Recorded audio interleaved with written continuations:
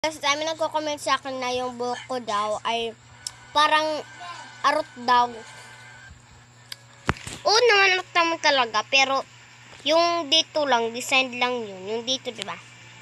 Design. Pag ganunin siya, kita nyo.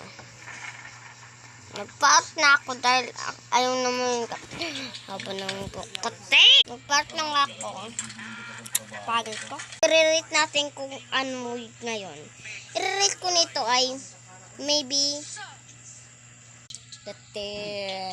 i-rate ko dito ay 8 out of 10. Ang konti. Ba't ba talaga ginupit ako ng ganito? Tapos size lang. I-rate ko naman sa yung mahaba yung buhok ko, diba? Yung una ay 9 out of 10. Ang haba-haba na niya. Pero 6. Hindi mabanga!